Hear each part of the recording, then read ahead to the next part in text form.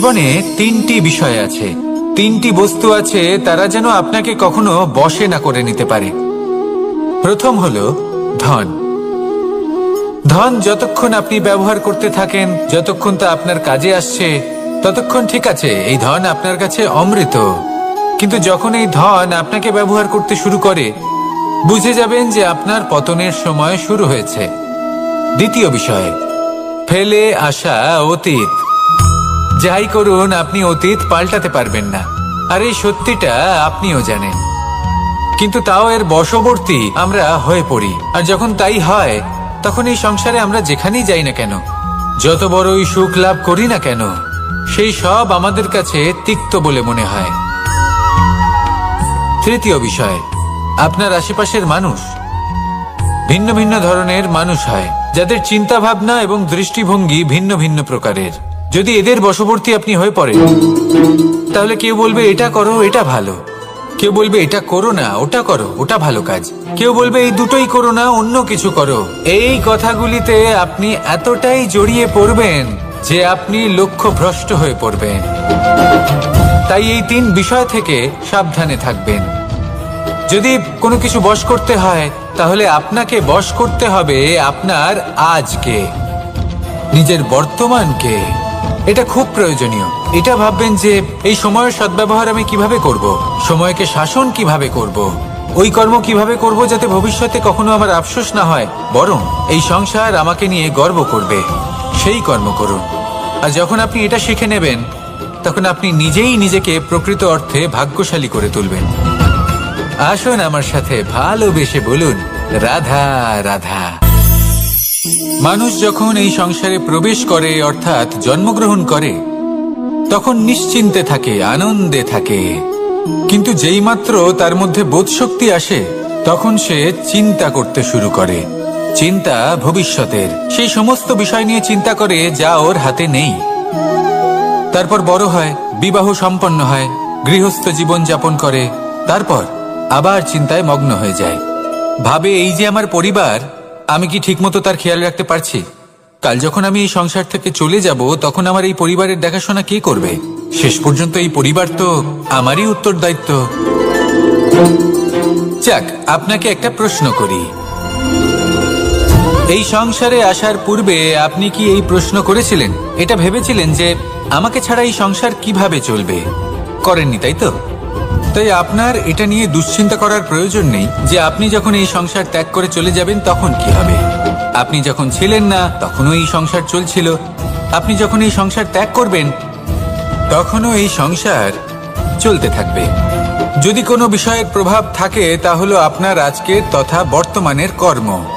অর্থাৎ আজ আপনি কি করছেন, কার জন্য মঙ্গল করছেন, কাকে প্রেরণা দিচ্ছেন, কাকে সাহায্য করছেন, কোন উদাহরণ প্রস্তুত করছেন। আপনি এই সংসারে যে ছবি অঙ্কন করবেন, সংসার সেটাই মনে রাখবে। তাহলে শুধু সৎকর্ম করুন, মঙ্গল করতে থাকুন, আর আমার সাথে ভালোবেসে বলুন, রাধা রাধা। আমরা চাই বা না চাই, আমরা সবসময় নয় কোনো না কোনো লক্ষ্যের দিকে এগিয়ে চলেছি, বা কোনো না কোনো যুদ্ধ করেই চলেছি। যেমন যে যুদ্ধ মনের মধ্যে চলছে, সেগুলো হলো অন্তর্মনের যুদ্ধ। যেমন পরিবার প্রতিপালনের যুদ্ধ, কর্তব্য পালনের যুদ্ধ, কোনো প্রিয়জনকে না হারানোর যুদ্ধ।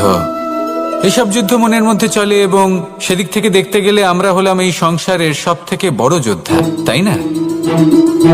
কিন্তু এই সব যুদ্ধে যদি আপনি জয়ী হতে চান, তাহলে তিনটি বিষয় আপনাকে মাথায় রাখতে হবে।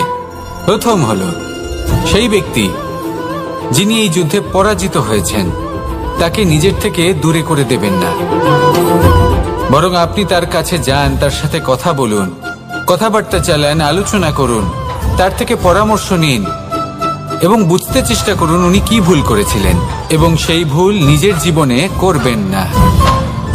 দ্বিতীয়, সেই ব্যক্তি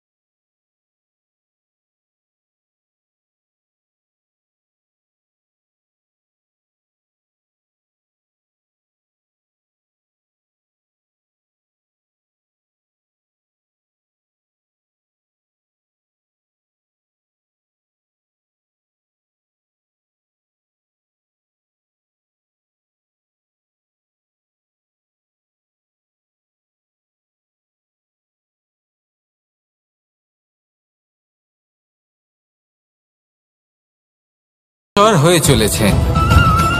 আসুন আমার সাথে ভালোবেসে বলুন, রাধা রাধা।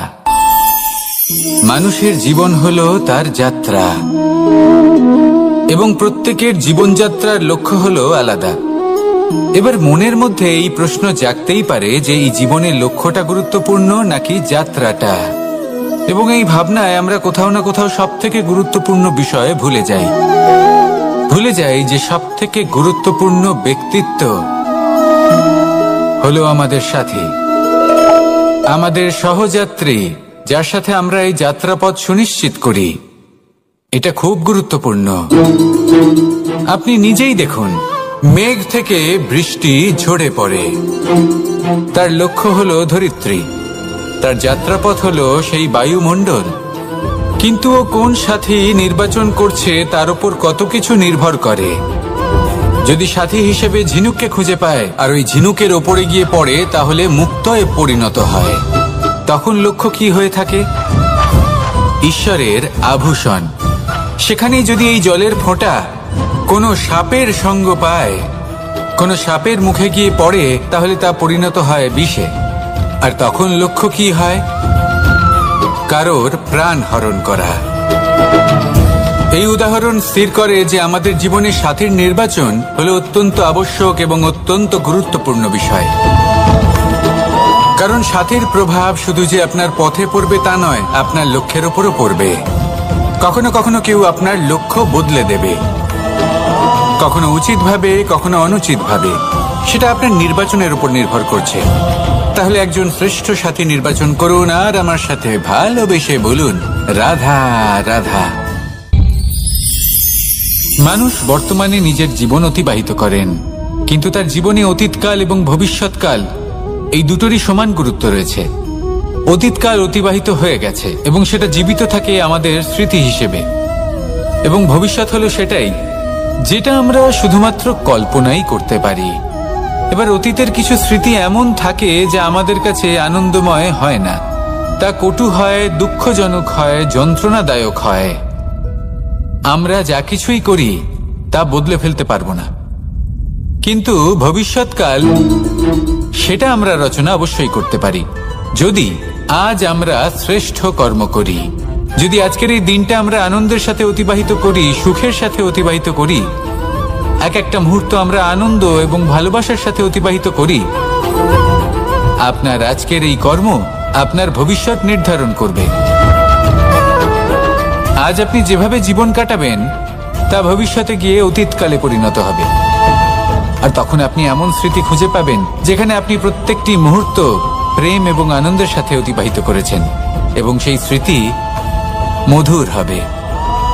তাহলে আজ শ্রেষ্ঠ এবং উচিত কর্ম করুন। আপনি নিশ্চিত রূপে একটি উজ্জ্বল, শুদ্ধ, পবিত্র এবং আনন্দময় ভবিষ্যৎ লাভ করবেন। আসুন আমার সাথে ভালোবেসে বলুন, রাধা রাধা। প্রত্যেক মানুষ নিজের জীবনে হীরক তথা হিরে এবং দর্পণ এই দুই দেখেছেন। এই দুই হলো সাদা, এবং এরা দুজনেই আলোর প্রতিফলন ঘটায় এবং এরা দুজনেই উজ্জ্বল হয়ে ওঠে। আপনি হয়তো মনে মনে ভাবছেন যে এটা কি ধরনের তুলনা করছি। একটা হিরে তো রত্ন, তার মূল্য দর্পণের থেকে অনেক গুণ বেশি। কিন্তু হিরে থাকাতে দর্পণের মূল্য কিন্তু কোনো অংশে কমে যায় না, তাই না? মানুষ যখন হিরে নিজের হাতে নেয় তখন সবার আগে কি খোঁজে? দর্পণ, যাতে তার মধ্যে দিয়ে দেখে সে বুঝতে পারে যে সেই হিরে আদৌ তার শোভাবর্ধন করছে কিনা, তাকে ভালো দেখাচ্ছে কিনা, প্রসাধনের জন্য সেটা ব্যবহার করা ঠিক হবে কিনা। অর্থাৎ হীরের উপস্থিতিতে দর্পণের গুরুত্ব কম হলো না, দর্পণের কারণে হীরের মূল্য বোঝা গেল। আমাদের জীবনেও ঠিক এরকমই ঘটে। আপনারা যদি সংসারে নিজের আশেপাশে দেখেন, এমন অনেক মানুষ দেখতে পাবেন যারা নিজেদের ক্ষেত্রে মহান স্থানে পৌঁছেছেন, নিপুণ এবং শ্রেষ্ঠ হয়েছেন। আর তাদের মধ্যে আপনার নিজের মনে হয় যেন আপনি হলেন দর্পণ।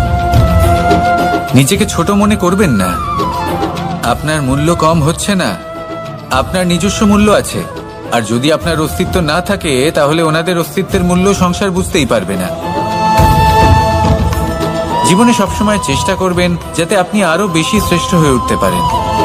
আপনি নিজে যে স্থানে আছেন সেটাকে ছোট মনে করবেন না, তারও নিজস্ব একটা মূল্য আছে। যদি আপনি হিরে হয়ে থাকেন তাহলে অহংকার করবেন না, যদি আপনি দর্পণ হয়ে থাকেন তাহলে নিজেকে ছোট মনে করবেন না।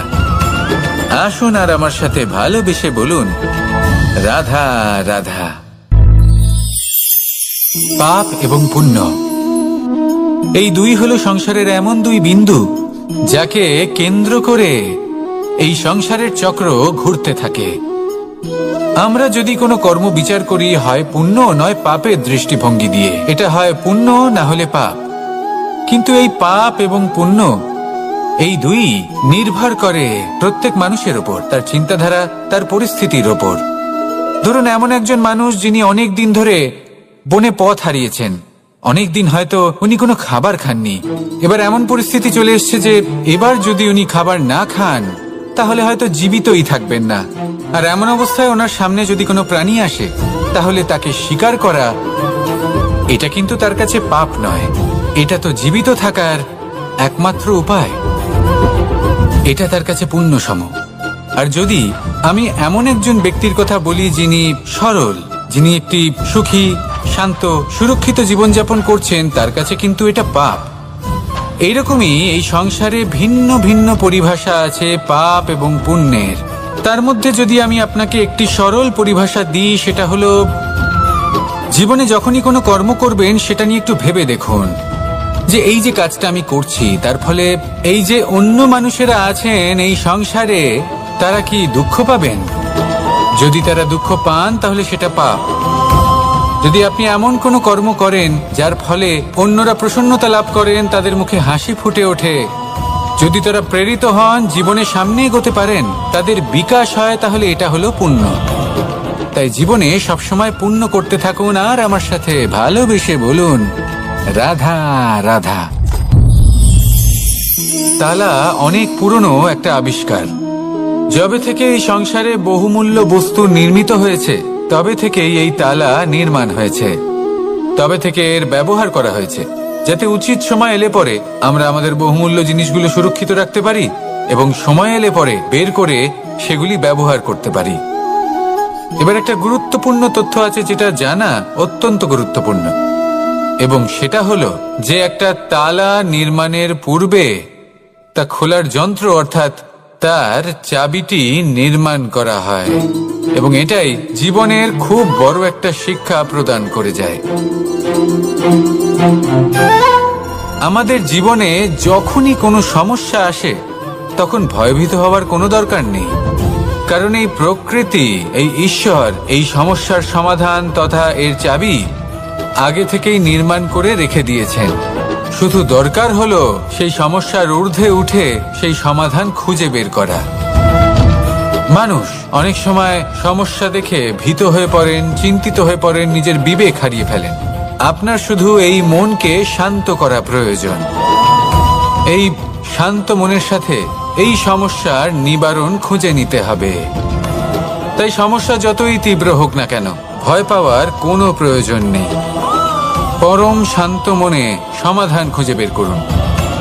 আসুন আমার সাথে ভালোবেসে বলুন, রাধা রাধা। এ হলো রামায়ণের সময়কালের কথা। সেতু নির্মাণ করার কাজ চলছিল। সমস্ত বানর সেনা এই কাজে নিযুক্ত হয়েছিলেন। বড় বড় পাথর তুলে নিয়ে এই বানর সেনা সমুদ্রে ফেলছিলেন। এই কাজ চলছিল। এমন সময় ছোট্ট একটা কাঠবিড়ালি এলো।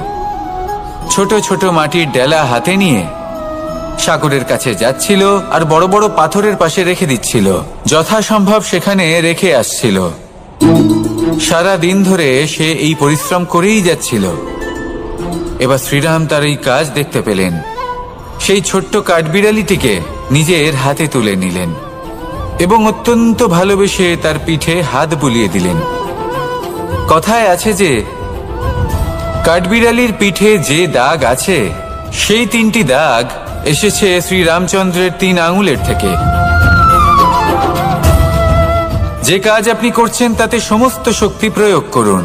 যতটা আপনার সামর্থ্য রয়েছে, যতটা আপনার প্রতিভা রয়েছে, সম্পূর্ণভাবে উৎসর্গ করে দিন। ঠিক এমন ভাবে কর্ম করুন সেই কাঠবিড়ালি কিন্তু তাই করেছিল। সেই জন্য শ্রীরামের সাথে সেও সেই কাহিনীতে অমর হয়ে গেছিল। সম্পূর্ণ শক্তি প্রয়োগ করুন, সম্পূর্ণ সামর্থ্যের সাথে কর্ম করুন, কারণ এটাই হলো শ্রেষ্ঠ পথ কোনো কর্ম করার। আসুন আমার সাথে ভালোবেসে বলুন, রাধা রাধা। মানুষের জন্ম কখনো তার ভবিষ্যৎ নির্ধারণ করতে পারে না। হ্যাঁ, ওর জীবনযাত্রা অবশ্যই সুখময় হতে পারে, নির্ভর করে যে ও কোন পরিবারে জন্ম নিচ্ছে, তার পরিবার পরিজন কে হন, তার মাতা পিতা কে হন, তাকে কেমন শিক্ষা দেওয়া হয়েছে, কেমন ভাবে পালন করা হচ্ছে। সে কিন্তু কুপাত্রও হতে পারে, আবার সুপাত্রও হতে পারে। কিন্তু সে চলে যাওয়ার পর এই সংসার তাকে মনে রাখবে নাকি না, আর যদি মনেও রাখে তাহলে কিভাবে মনে রাখবে সেটা নির্ভর করছে তার কর্ম এবং তার নির্বাচনের উপর। ঠিক যেমন বর্ষার এই জলের ফোঁটা যখন মেঘ থেকে ঝরে পড়ে, তখন তার এই নির্বাচন হলো গুরুত্বপূর্ণ, কারণ তার নির্বাচন তার উপর নির্ভর করছে তার ভবিষ্যৎ কেমন হবে। ঝিনুকের মুখে পড়লে মুক্ত হয়ে ওঠে, সাপের মুখে পড়লে বিষ, আর যদি কোনো পাতায় পড়ে তাহলে শিশিরে পরিণত হয়। তাহলে কর্ম এবং নির্বাচন দুটি জীবনে গুরুত্বপূর্ণ। এদের বিষয় বিশেষ যত্ন নেবেন এবং আমার সাথে ভালোবেসে বলবেন, রাধা রাধা। কখনো কখনো আমাদের জীবনে দুঃখ আসে এবং তার কারণ হলো সন্দেহ। মানুষ আমাদের উপর সন্দেহ করে, আমাদের কর্ম নিয়ে, আমাদের মানসিকতা নিয়ে, আমাদের কথা নিয়ে, আমাদের চরিত্র নিয়ে। কখনো কখনো আমরা শুভ উদ্দেশ্য নিয়ে কারোর মঙ্গল কামনা করি, তার জন্য কোনো ভালো কর্ম করি, এবং সেই ব্যক্তি আমাদের বন্ধুত্ব নিয়েই, আমাদের সম্পর্ক নিয়ে, আমাদের সততা নিয়ে প্রশ্ন করতে থাকে, আমাদের সন্দেহ করে। তখন আমাদের দুঃখ হয়, কিন্তু এটা হওয়া উচিত নয়। কারণ যখনই কোনো ব্যক্তি আপনাকে সন্দেহ করছে, তাতে আপনারই মূল্য বৃদ্ধি পাচ্ছে। এবার আপনি বলবেন, এ কি করে সম্ভব হতে পারে? একটা কথা বলুন, আপনি কখনো শুনেছেন যে কয়লার শুদ্ধতার পরিমাপ করা হচ্ছে? শোনেননি, কারণ এমনটা কখনো হয়ই না। শুদ্ধতার পরখ শুধুমাত্র সোনার ক্ষেত্রে করা হয়, শুধুই তার শুদ্ধতা নিয়ে সন্দেহ প্রকাশ করা হয়। এই সোনাকে পরখ করা হয়, আর যখন এই সোনা এই পরীক্ষায় উত্তীর্ণ হয়, তখন সেই সোনা কতটা মূল্যবান সেটা সংসার জানতে পারে। সেই রকমই এই সংসার আপনাকেও পরখ করবে। যখন আপনি এই পরীক্ষায় উত্তীর্ণ হবেন, তখন আপনার মূল্য কতটা অধিক সেটা এই সংসারও জানতে পারবে। সেই জন্য যখনই কেউ আপনার উপর সন্দেহ করবে, দুঃখ পাবেন না। শুধু এই কথাটার খেয়াল রাখবেন, আপনি কি উচিত পথে চলেছেন, উচিত কর্ম করছেন। সকলের প্রতি আপনার মনে যেন সদ্ভাবনা থাকে, এবং হ্যাঁ, আপনি যেন আমার সাথে ভালোবেসে বলেন, রাধা রাধা। আমরা সবাই সূর্যকে সম্মান করি, ওনাকে শ্রদ্ধা করি, ওনাকে পুজো করি। এই সূর্য আমাদের শক্তি প্রদান করেন, প্রকাশ প্রদান করেন। কখনো কখনো উষ্ণতা এতটাই সসম্মানে তা গ্রহণ করি। কেন কেন করি? কারণ আমরা জানি যে সন্ধেবেলা যখন সূর্যাস্ত হবে, তখন শুধুমাত্র অন্ধকার বাকি থাকবে। ঠিক কিছুটা এরকমই হয় আমাদের মাতা পিতাও, যিনি আমাদের জন্ম দেন, আমাদের ভরণ পোষণ করেন, আমাদের বড় করেন, আমাদের প্রেম প্রদান করেন। কখনো কখনো তাদের মুখ থেকে কটু কথা নিঃসৃত হয়, আমাদের দুঃখ হয়, কিন্তু তখন আমাদের এটা বোঝা উচিত এগুলি নিঃসৃত হচ্ছে আমাদেরই মঙ্গলের জন্য। যেমন সূর্যদেব, উনিও উত্তাপ দিয়ে থাকেন আমাদেরই মঙ্গলের জন্য, যাতে ফসল পাকতে পারে, যাতে জল বাষ্প হয়ে মেঘ হতে পারে, বৃষ্টি হতে পারে, আর এই সংসারে নিরন্তর জলের প্রবাহ থাকে।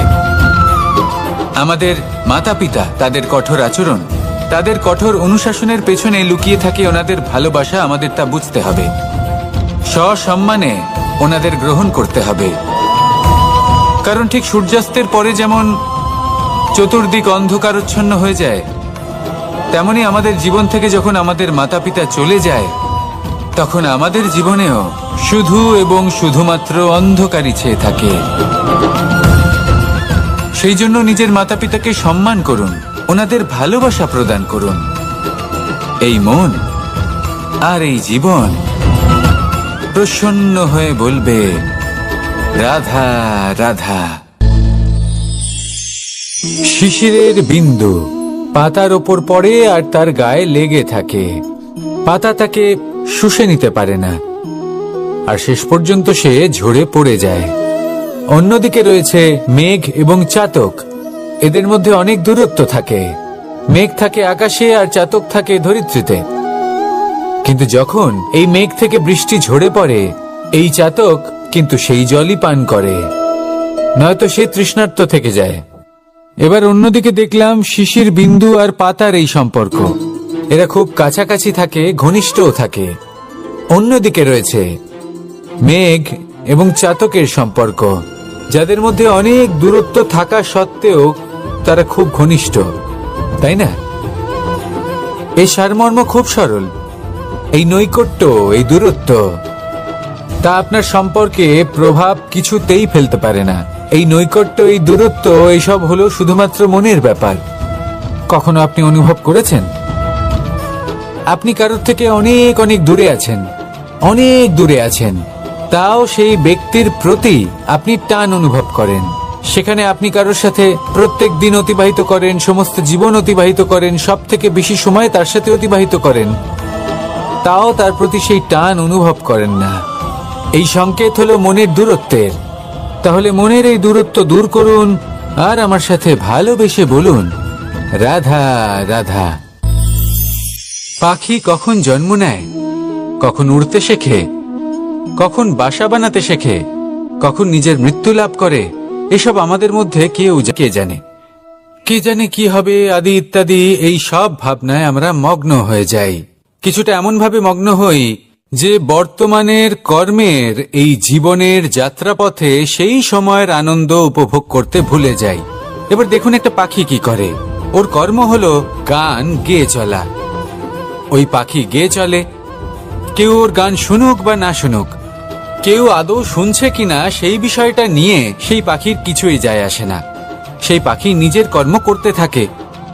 হয়তো সেই জন্যই আপনি কখনো কোনো পাখিকে কাঁদতে দেখবেন না। এরকমই আপনাকে নিজেকে গড়ে তুলতে হবে। প্রথমে নিজেকে জিজ্ঞেস করুন, এই যে কর্ম আমি করতে চলেছি সেটা কি উচিত? যদি আপনার মনে হয় সেটা উচিত, তাহলে সেটা প্রমাণ করুন। এটা ভাববেন না যে এই সংসার কি ভাববে। আসুন আর আমার সাথে ভালোবেসে বলুন, রাধা রাধা। আজ আমি আপনাকে একটা ছোট্ট কাহিনী শোনাবো। এটা কোনো এক সময়ের কথা। দুজন বোন জাঁতাকলে গম পেশাই করছিলেন, আর ওনাদের মধ্যে যিনি ছোট ছিলেন তিনি সময় সময় সেখান থেকে ছোট ছোট দানা তুলে খাচ্ছিলেন এবং বিষয়টা উপভোগ করছিলেন। এবার দেখতে দেখতে গম পেশাই সমাপ্ত হলো। এবার পেশাই করা গম নিয়ে সেই দুজন বোন বাড়ি ফিরে আসছিলেন, এবং তাদের ফেরার পথে হঠাৎ করে কোথাও থেকে একটি বাছুর চলে এলো। এই দুই বোন ভয়ভীত হয়ে গেলেন, আর তাদের হাত থেকে সেই আটা পড়ে গেল, মাটিতে মিশে গেল। এবার এই পুরো ঘটনাক্রমে যদি কারোর বিন্দুমাত্র লাভ হয়ে থাকে, বিন্দুমাত্র আনন্দ পেয়ে থাকে, তাহলে সে কে? সেই ছোট বোন, যিনি মাঝে মাঝেই গমের দানা তুলছিলেন এবং খাচ্ছিলেন। কিছুটা হলেও উনি আনন্দ লাভ করেছিলেন। এবার এরকমই হলো আমাদের জীবনে ভক্তি এবং ভালোবাসা সংক্রান্ত বিষয়ে। মানুষ নিজের জীবনের দৈনিক কাজে এতটাই ব্যস্ত হয়ে পড়েন, প্রত্যেকদিন শুধু কাজ কাজ কাজ কাজ করতে থাকেন, আর তাতে ভক্তি এবং ভালোবাসার জন্য সময় বার করতেই পারেন না। দেখুন, জীবনে ভক্তি আর প্রেমের এই যে ছোট ছোট মুহূর্ত আছে, এগুলো যদি আপনি যাপন করতে পারেন, তাহলে তাতেই আপনি তৃপ্তি লাভ করবেন। বাকি সবই আপনার ব্যর্থ বলেই মনে হবে। জীবনে যখনই আপনি কোনো কাজ করবেন, ঈশ্বরের প্রতি সমর্পিত হয়ে সেই কাজ করুন। আর যখনই সময় পাবেন, তাহলে সেই সময় নিজের আপনজনদের দিন। যাদের আপনি ভালোবাসেন তাদের প্রতি যত্নবান হন, তাদের শুভাকাঙ্ক্ষী হন। এই প্রেম আর ভক্তির ছোট ছোট মুহূর্তগুলো আপনার জীবনকে চরিতার্থ করে তুলবে। আসুন আমার সাথে ভালোবেসে বলুন, রাধা রাধা। জীবনে তিনটি বিষয় আছে, তিনটি বস্তু আছে, তারা যেন ধন আপনাকে ব্যবহার করতে শুরু করে, বুঝে যাবেন যে আপনার পতনের সময় শুরু হয়েছে। দ্বিতীয় বিষয়, ফেলে আসা অতীত।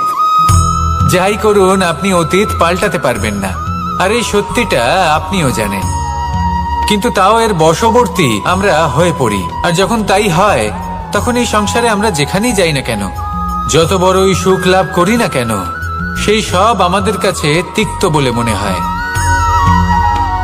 তৃতীয় বিষয়, আপনার আশেপাশের মানুষ ভিন্ন ভিন্ন ধরনের মানুষ হয়, যাদের চিন্তা ভাবনা এবং দৃষ্টিভঙ্গি ভিন্ন ভিন্ন প্রকারের। যদি এদের বশবর্তী আপনি হয়ে পড়েন, তাহলে কেউ বলবে এটা করো, এটা ভালো, কেউ বলবে এটা করো না, ওটা করো, ওটা ভালো কাজ, কেউ বলবে এই দুটোই করো না, অন্য কিছু করো।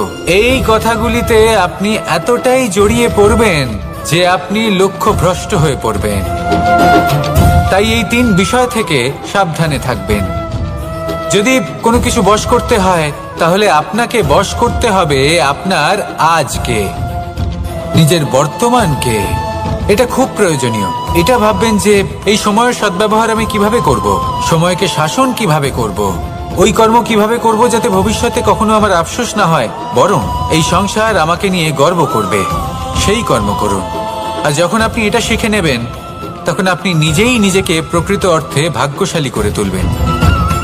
আসুন আমার সাথে ভালোবেসে বলুন, রাধা রাধা। মানুষ যখন এই সংসারে প্রবেশ করে, অর্থাৎ জন্মগ্রহণ করে, তখন নিশ্চিন্তে থাকে, আনন্দে থাকে। কিন্তু যেইমাত্র তার মধ্যে বোধশক্তি আসে, তখন সে চিন্তা করতে শুরু করে। চিন্তা ভবিষ্যতের, সেই সমস্ত বিষয় নিয়ে চিন্তা করে যা ওর হাতে নেই। তারপর বড় হয়, বিবাহ সম্পন্ন হয়, গৃহস্থ জীবন যাপন করে, তারপর আবার চিন্তায় মগ্ন হয়ে যায়। ভাবে এই যে আমার পরিবার, আমি কি ঠিকমতো তার খেয়াল রাখতে পারছি? কাল যখন আমি এই সংসার থেকে চলে যাব, তখন আমার এই পরিবারের দেখাশোনা কে করবে? শেষ পর্যন্ত এই পরিবার তো আমারই উত্তরদায়িত্ব। যাক, আপনাকে একটা প্রশ্ন করি। এই সংসারে আসার পূর্বে আপনি কি এই প্রশ্ন করেছিলেন, এটা ভেবেছিলেন যে আমাকে ছাড়া এই সংসার কিভাবে চলবে? করেননি, তাই তো? তাই আপনার এটা নিয়ে দুশ্চিন্তা করার প্রয়োজন নেই যে আপনি যখন এই সংসার ত্যাগ করে চলে যাবেন তখন কি হবে। আপনি যখন ছিলেন না তখনও এই সংসার চলছিল, আপনি যখন এই সংসার ত্যাগ করবেন তখনও এই সংসার চলতে থাকবে। যদি কোনো বিষয়ের প্রভাব থাকে, তা হলো আপনার আজকের তথা বর্তমানের কর্ম। অর্থাৎ আজ আপনি কি করছেন, কার জন্য মঙ্গল করছেন, কাকে প্রেরণা দিচ্ছেন, কাকে সাহায্য করছেন, কোন উদাহরণ প্রস্তুত করছেন। আপনি এই সংসারে যে ছবি অঙ্কন করবেন, সংসার সেটাই মনে রাখবে। তাহলে শুধু সৎকর্ম করুন, মঙ্গল করতে থাকুন, আর আমার সাথে ভালোবেসে বলুন, রাধা রাধা। আমরা চাই বা না চাই, আমরা সবসময় নয় কোনো না কোনো লক্ষ্যের দিকে এগিয়ে চলেছি, বা কোনো না কোনো যুদ্ধ করেই চলেছি। যেমন যে যুদ্ধ মনের মধ্যে চলছে, সেগুলো হলো অন্তর্মনের যুদ্ধ। যেমন পরিবার প্রতিপালনের যুদ্ধ, কর্তব্য পালনের যুদ্ধ, কোনো প্রিয়জনকে না হারানোর যুদ্ধ। এসব যুদ্ধ মনের মধ্যে চলে, এবং সেদিক থেকে দেখতে গেলে আমরা হলাম এই সংসারের সব থেকে বড় যোদ্ধা, তাই না? কিন্তু এই সব যুদ্ধে যদি আপনি জয়ী হতে চান, তাহলে তিনটি বিষয় আপনাকে মাথায় রাখতে হবে। প্রথম হলো, সেই ব্যক্তি যিনি এই যুদ্ধে পরাজিত হয়েছেন, তাকে নিজের থেকে দূরে করে দেবেন না, বরং আপনি তার কাছে যান, তার সাথে কথা বলুন, কথাবার্তা চালান, আলোচনা করুন, তার থেকে পরামর্শ নিন এবং বুঝতে চেষ্টা করুন উনি কি ভুল করেছিলেন, এবং সেই ভুল নিজের জীবনে করবেন না। দ্বিতীয়, সেই ব্যক্তি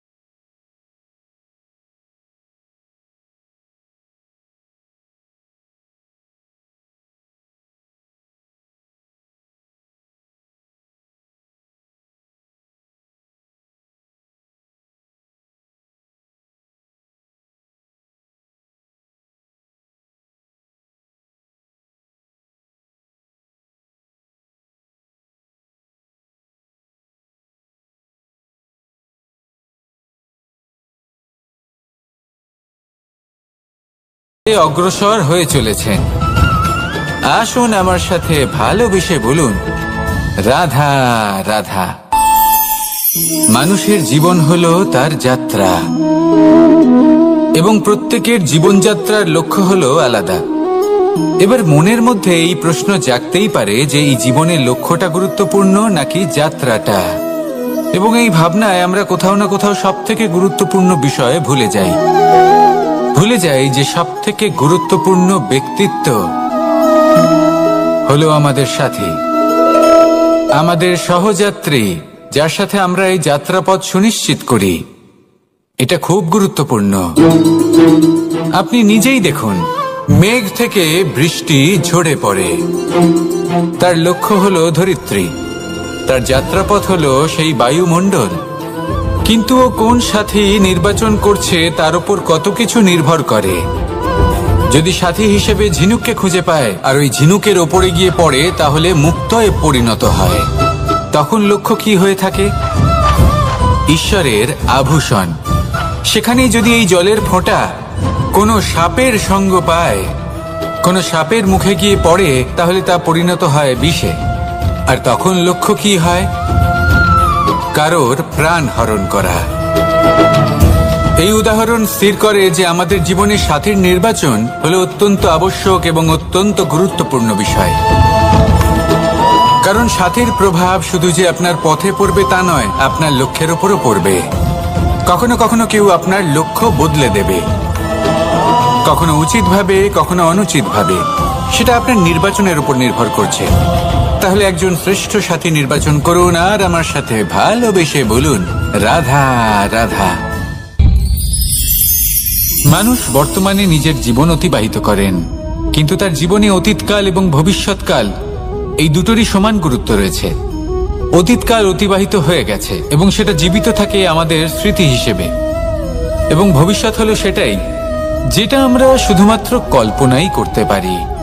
এবার অতীতের কিছু স্মৃতি এমন থাকে যা আমাদের কাছে আনন্দময় হয় না, তা কটু হয়, দুঃখজনক হয়, যন্ত্রণাদায়ক হয়। আমরা যা কিছুই করি তা বদলে ফেলতে পারবো না, কিন্তু ভবিষ্যৎকাল সেটা আমরা রচনা অবশ্যই করতে পারি, যদি আজ আমরা শ্রেষ্ঠ কর্ম করি। যদি আজকের এই দিনটা আমরা আনন্দের সাথে অতিবাহিত করি, সুখের সাথে অতিবাহিত করি, এক একটা মুহূর্ত আমরা আনন্দ এবং ভালোবাসার সাথে অতিবাহিত করি, আপনার আজকের এই কর্ম আপনার ভবিষ্যৎ নির্ধারণ করবে। আজ আপনি যেভাবে জীবন কাটাবেন তা ভবিষ্যতে গিয়ে অতীতকালে পরিণত হবে। আর তখন আপনি এমন স্মৃতি খুঁজে পাবেন যেখানে আপনি প্রত্যেকটি মুহূর্ত প্রেম এবং আনন্দের সাথে অতিবাহিত করেছেন, এবং সেই স্মৃতি মধুর হবে। তাহলে আজ শ্রেষ্ঠ এবং উচিত কর্ম করুন। আপনি নিশ্চিত রূপে একটি উজ্জ্বল, শুদ্ধ, পবিত্র এবং আনন্দময় ভবিষ্যৎ লাভ করবেন। আসুন আমার সাথে ভালোবেসে বলুন, রাধা রাধা। প্রত্যেক মানুষ নিজের জীবনে হীরক তথা হীরে এবং দর্পণ এই দুই দেখেছেন। এই দুই হলো সাদা, এবং এরা দুজনেই আলোর প্রতিফলন ঘটায় এবং এরা দুজনেই উজ্জ্বল হয়ে ওঠে। আপনি হয়তো মনে মনে ভাবছেন যে এটা কি ধরনের তুলনা করছি। একটা হীরে তো রত্ন, তার মূল্য দর্পণের থেকে অনেক গুণ বেশি। কিন্তু হীরে থাকাতে দর্পণের মূল্য কিন্তু কোনো অংশে বর্ধন করছে কিনা, তাকে ভালো দেখাচ্ছে কিনা, প্রসাধনের জন্য সেটা ব্যবহার করা ঠিক হবে কিনা। অর্থাৎ হীরের উপস্থিতিতে দর্পণের গুরুত্ব কম হলো না, দর্পণের কারণে হীরের মূল্য বোঝা গেল। আমাদের জীবনেও ঠিক এরকমই ঘটে। আপনারা যদি সংসারে নিজের আশেপাশে দেখেন, এমন অনেক মানুষ দেখতে পাবেন যারা নিজেদের ক্ষেত্রে মহান স্থানে পৌঁছেছেন, নিপুণ এবং শ্রেষ্ঠ হয়েছেন।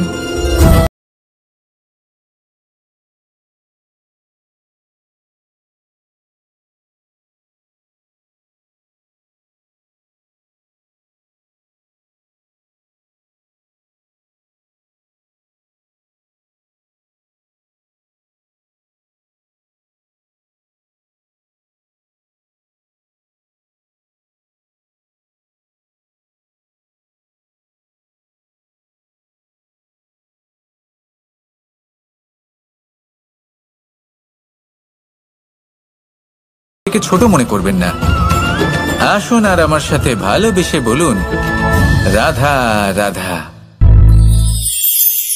পাপ এবং পুণ্য, এই দুই হলো সংসারের এমন দুই বিন্দু যাকে কেন্দ্র করে এই সংসারের চক্র ঘুরতে থাকে।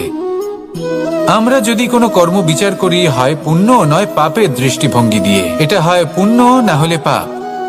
কিন্তু এই পাপ এবং পুণ্য এই দুই নির্ভর করে প্রত্যেক মানুষের ওপর, তার চিন্তাধারা, তার পরিস্থিতির ওপর। ধরুন এমন একজন মানুষ যিনি অনেক দিন ধরে বনে পথ হারিয়েছেন, অনেক দিন হয়তো উনি কোনো খাবার খাননি। এবার এমন পরিস্থিতি চলে এসছে যে এবার যদি উনি খাবার না খান তাহলে হয়তো জীবিতই থাকবেন না। আর এমন অবস্থায় ওনার সামনে যদি কোনো প্রাণী আসে তাহলে তাকে শিকার করা, এটা কিন্তু তার কাছে পাপ নয়, এটা তো জীবিত থাকার একমাত্র উপায়। এটা তার কাছে পুণ্যসম। আর যদি আমি এমন একজন ব্যক্তির কথা বলি যিনি সরল, যিনি একটি সুখী, শান্ত, সুরক্ষিত জীবনযাপন করছেন, তার কাছে কিন্তু এটা পাপ। এইরকমই এই সংসারে ভিন্ন ভিন্ন পরিভাষা আছে পাপ এবং পুণ্যের। তার মধ্যে যদি আমি আপনাকে একটি সরল পরিভাষা দিই, সেটা হলো, জীবনে যখনই কোনো কর্ম করবেন সেটা নিয়ে একটু ভেবে দেখুন যে এই যে কাজটা আমি করছি তার ফলে এই যে অন্য মানুষেরা আছেন এই সংসারে, তারা কি দুঃখ পাবেন? যদি তারা দুঃখ পান তাহলে সেটা পাপ। যদি আপনি এমন কোনো কর্ম করেন যার ফলে অন্যরা প্রসন্নতা লাভ করেন, তাদের মুখে হাসি ফুটে ওঠে, যদি তারা প্রেরিত হন, জীবনে সামনে এগোতে পারেন, তাদের বিকাশ হয়, তাহলে এটা হলো পুণ্য। তাই জীবনে সবসময় পুণ্য করতে থাকুন আর আমার সাথে ভালোবেসে বলুন, রাধা রাধা। তালা অনেক পুরনো একটা আবিষ্কার। যবে থেকে এই সংসারে বহুমূল্য বস্তু নির্মিত হয়েছে তবে থেকেই এই তালা নির্মাণ হয়েছে, তবে থেকে এর ব্যবহার করা হয়েছে, যাতে উচিত সময় এলে পরে আমরা আমাদের বহুমূল্য জিনিসগুলো সুরক্ষিত রাখতে পারি এবং সময় এলে পরে বের করে সেগুলি ব্যবহার করতে পারি। এবার একটা গুরুত্বপূর্ণ তথ্য আছে যেটা জানা অত্যন্ত গুরুত্বপূর্ণ, এবং সেটা হলো যে একটা তালা নির্মাণের পূর্বে তা খোলার যন্ত্র অর্থাৎ তার চাবিটি নির্মাণ করা হয়, এবং এটাই জীবনের খুব বড় একটা শিক্ষা প্রদান করে যায়। আমাদের জীবনে যখনই কোনো সমস্যা আসে তখন ভয়ভীত হওয়ার কোনো দরকার নেই, কারণ এই প্রকৃতি, এই ঈশ্বর এই সমস্যার সমাধান তথা এর চাবি আগে থেকেই নির্মাণ করে রেখে দিয়েছেন। শুধু দরকার হলো সেই সমস্যার ঊর্ধ্বে উঠে সেই সমাধান খুঁজে বের করা। মানুষ অনেক সময় সমস্যা দেখে ভীত হয়ে পড়েন, চিন্তিত হয়ে পড়েন, নিজের বিবেক হারিয়ে ফেলেন। আপনার শুধু এই মনকে শান্ত করা প্রয়োজন। এই শান্ত মনের সাথে এই সমস্যার নিবারণ খুঁজে নিতে হবে। তাই সমস্যা যতই তীব্র হোক না কেন, ভয় পাওয়ার কোনো প্রয়োজন নেই। পরম শান্ত মনে সমাধান খুঁজে বের করুন। আসুন আমার সাথে ভালোবেসে বলুন, রাধা।